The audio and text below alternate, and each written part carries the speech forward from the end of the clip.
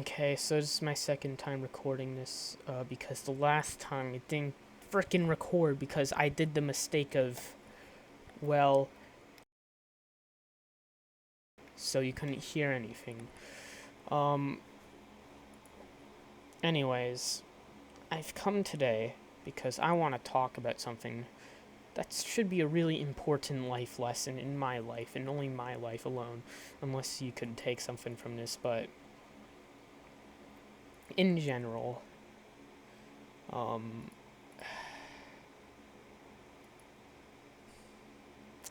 yeah, so this is the story of how I believe things went down for me in 2019 to 2020.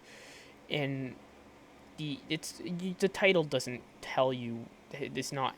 I don't know what the title is, right? I don't. But let's cut to the chase. So pretty much, I was talking to my friends in cooking class. I mean, when this school year started in 2019 to 2020, it kind of started out shit. The first day was shit, and everything kind of was depressing after that. But it was not really as bad as it got.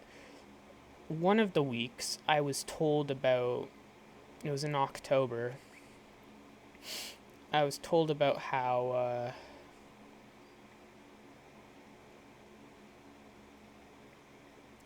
I was talking to Lily and Ethan, right? They were both in a relationship at this time, both these two people, and they asked who I had a crush on, and I said Denise, who might be watching the video right now. That was the biggest fucking mistake ever. I was not ready, and they're like, you have to confess to her on Friday. What is this, Yandere Simulator? And I'm like, why? He's acting like I'm gonna get you up, and if this happened to anyone who I have ever told who I had a crush on, they're like, I'm gonna get you with, like, Denise, I'm gonna do this, or they promise not to tell anyone, Josh McKenzie, and then they tell the person who I have a crush on, which I was not aware at the time that she actually knew about this. So yeah, so I was not ready for this. You want to see what I was look like? I was not in a good. I didn't learn a lot of mental lessons at the time to really come to where I am today. I mean, this is how what I looked like, right? Short hair. I was getting chubby, and in general, I wasn't happy. Person genuinely, when you gain weight, which,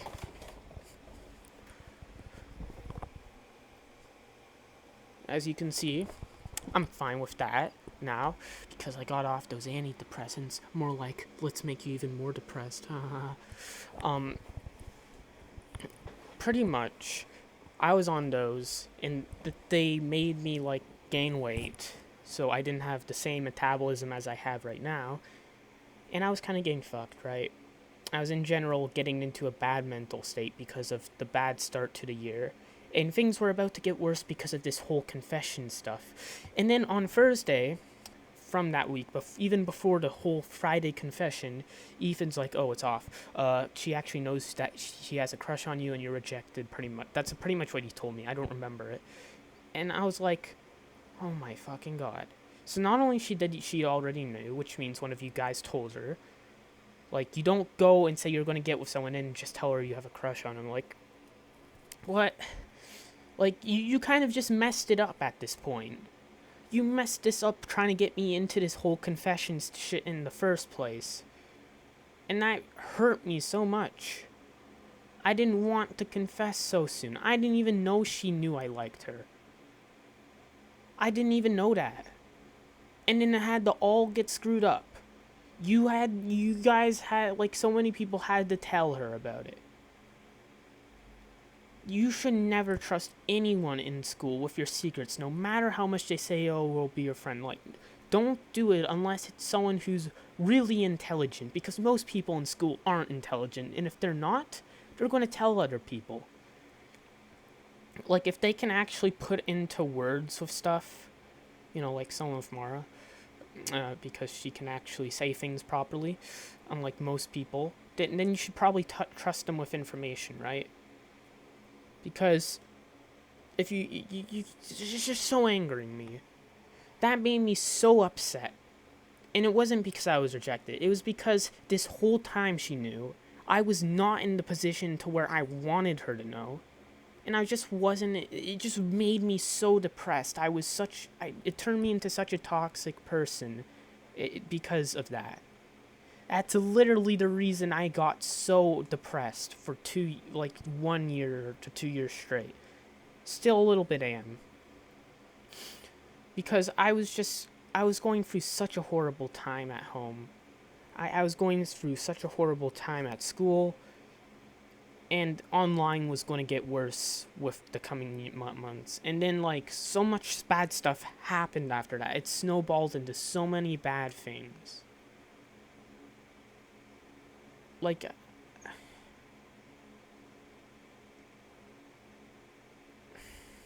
and before that, with this girl, Denise, this cunt, Josh McKenzie, was telling her I took a picture of her ass. He was telling all these other things. Now, yes, I do prefer looking at girls with clothing on than seeing them naked. That's a fact. But I would never take a picture of someone's ass. I never did that. I never would. Because in general, I'm not really. I know I'm always oh, Danny, but I'm not. That's just a joke. It's a personification. And what killed my self-esteem to the point where I started caring too much about people that cared about me's feelings about me was because after I heard about what Denise actually thought about me, because I thought, oh, she just knew I was putting on a persona, because this was when Josh and people were saying, I was trying to communicate to her, and I always come off as creepy because I was always just joking all the time, right? I didn't realize to a lot of people they actually thought I was being serious. A lot of people thought I was gay, actually. And then she was like, this stuff is actually not the people that are telling you to say these things to me, because people would tell me, oh, girls like it when you tell them that they have a fat ass, which is not true. And someone who's autistic and has zero social skills, they're gonna screw that up. And they're gonna actually think that's a real thing. So that, along with a lot of other things, in grade 10, I realized, holy shit, man. People actually think I'm some horrible, freaking creepy gay person. When that's not who I am. And my self-esteem, it just destroyed. And I was so worried about what everyone thought about me after that. Especially someone you have a crush on. That literally, you'll care too much about what they think about you. And it takes a while to get over that. It took me a year to get over that. It's just, I know all my thoughts are all over the place. It's hard to keep it all contained. But I hope you can understand what I'm saying through all the gibberish. It's and I know I say a lot. I know I sound like a white girl right now. But in general, those events just turned me into a person who had no self-esteem, who was not mentally well. And in general, I was just becoming even more toxic with each more loss I was having. And I didn't really care about COVID, right? That never really affected me. It kind of made school life easier, but it never gave me a proper graduation or proper social interactions. But all this shit just spiraled down into everything. And I lost my YouTube channel, which was one of the last things keeping me happy. But 2019 to 2020 to 2020 to 2021, it's just been a horrible year in general. I know everyone's like, oh, horrible year, BLM riots, COVID, the presidential election, shut up. This is why I don't like talking to people about how I had a horrible year, because they like to say, oh, everyone's had a horrible year. Yeah, but I had it in a different way. You don't have to tell me about, they're trying to be relatable with the pain, right? Horrible year, it's just so angering, right? to, like, have a completely different reasons for a horrible year, and then when you say you had a horrible year, everyone just assumes it's, like, for the general COVID reasons. Like, no, it's because I was going through a bad time. I had no one I could really talk to. I didn't know how to talk or explain my thoughts, and I kept pushing away to only people who actually didn't see me as a retard. People who actually talked to me a normal person, like the FBR server. It has the F word in the name. And my friends. I mean, I know a lot of them forgave me now, and we're all cool, but some of them don't, and that kills me. That makes me so upset. Like, I don't know.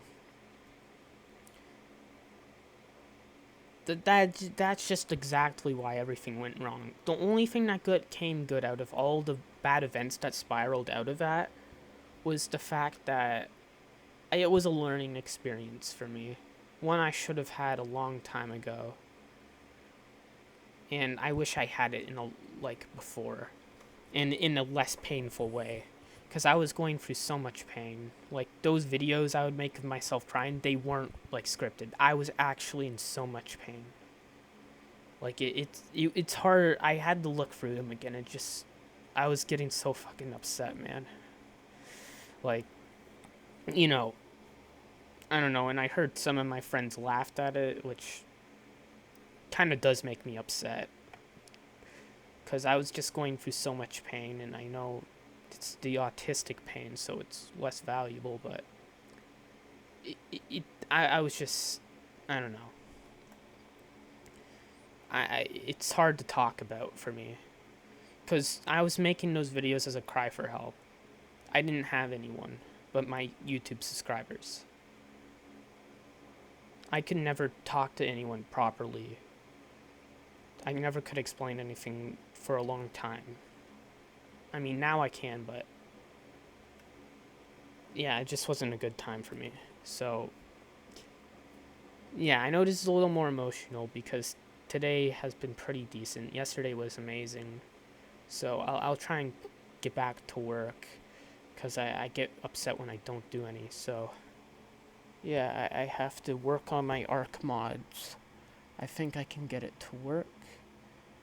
If I set it to low, press play. Hopefully it doesn't break the computer. Wish me luck. Thank you for watching. Yeah. Okay.